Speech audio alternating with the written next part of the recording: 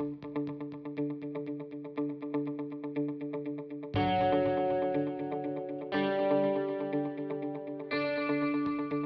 Mount Elbrus is the highest mountain in Europe, and it offers a fantastic objective at a reasonably straightforward difficulty.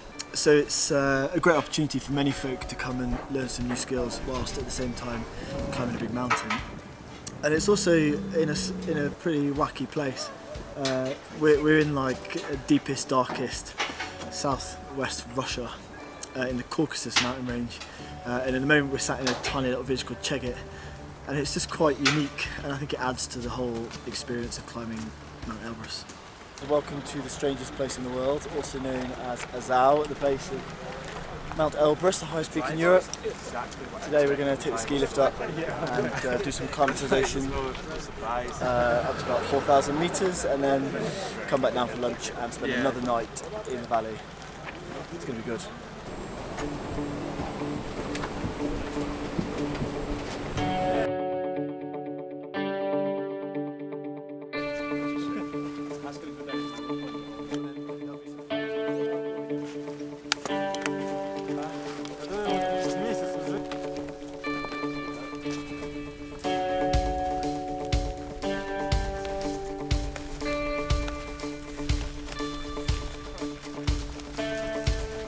We're just having a 5-minute break at around 4,000 metres, which is a good tick point, good height to get today. And we're probably going to go another 75 metres or 100. But yeah, as you can probably see, the weather's a bit pish. Although the sun is trying to poke out. If we're really lucky, it might do. But I think today this white out is what we're going to get. So can you all feel the immediate effects of jumping to altitude? Your heart's going super fast. Your breathing's really deep. So obviously the first time to this altitude, we want to really drop the pace right down and try to keep your heart rate quite low, like under control, your breathing. If you want to be able to have a conversation quite normally, basically, if you can have a normal conversation, then you're probably going at the right speed. I think because of the nature of Elbrus being relatively straightforward in normal conditions, and often the trip that people do post Mount Toubkal or Kilimanjaro or something similar, they perhaps underestimate the conditions you can get on a snowy, icy mountain. So you're into more wintry conditions, and you're using crampons and ice axes, but on relatively straightforward terrain. But the weather that you can experience is much colder, much more extreme. So I think that often catches people out. Perhaps they don't have good enough equipment or experience in that sort of environment, but because of the nature of the expedition and the support network that we have behind the scenes with myself and the local guides, it's a fast learning process, but it's appropriate to the folk that are coming on the trip.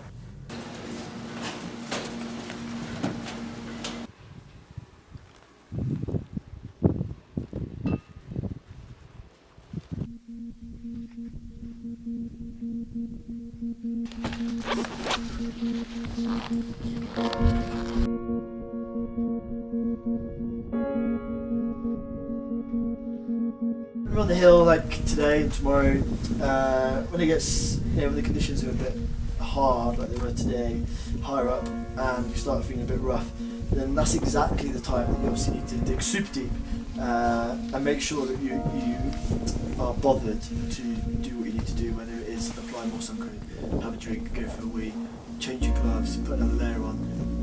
That's like when you feel rough and the conditions are crap.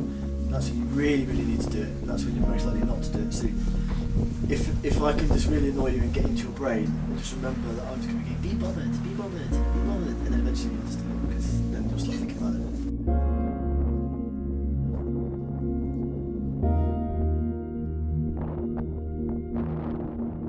If you're absolutely tipped up and you've been for a wee, you've had a drink and you're warm and everyone's happy, then just go around and talk to people and give people high fives and squeeze the bum and all that sort of thing. See, Yann, it wasn't creepy when I did Yeah, so tomorrow, breakfast at 8, leave at 9. Aim is to get to 5,000 or 5,1, around there. So we'll go up where we went today, carry on up that slope, and then we get to the like 4,850. There's like an old broken snow cap. It's like stuck in the snow. We get there and then carry on up a bit further. It should be better tomorrow, a bit more sun, but like it is going to be windy. But it's the mountains and these forecasts are shit, so be prepared for whatever the mountain throws at us. So same as today, and if you think you needed more than you had today, then bring a bit more, like extra down jacket. If we leave at 9, then we should get to 5,000 in good time. We're moving really well on the hill. Like today and yesterday, we're moving really, really well. So we should get 5,000 in good time. It'd be really nice to try and see if we can hang out there for like half an hour or so. If it's not Ming like it is today, then it would just be cold and a bit windy. So if you can survive that with mitts and a down jacket, we can just hang out for a while.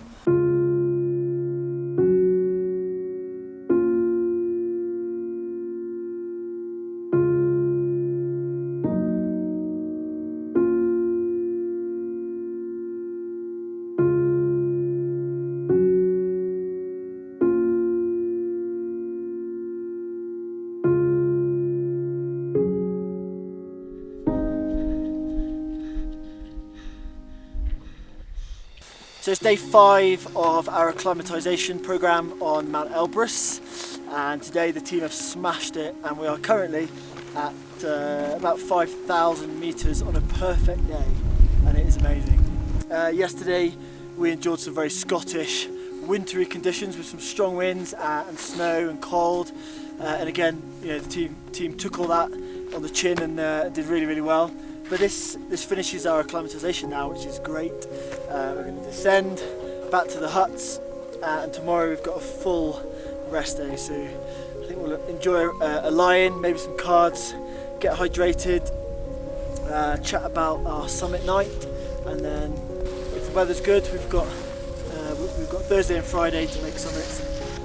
So we'll check the weather, make a plan, early start, and up to the top of the world, or top of Europe at least anyway. But at the moment, if the weather stays like this,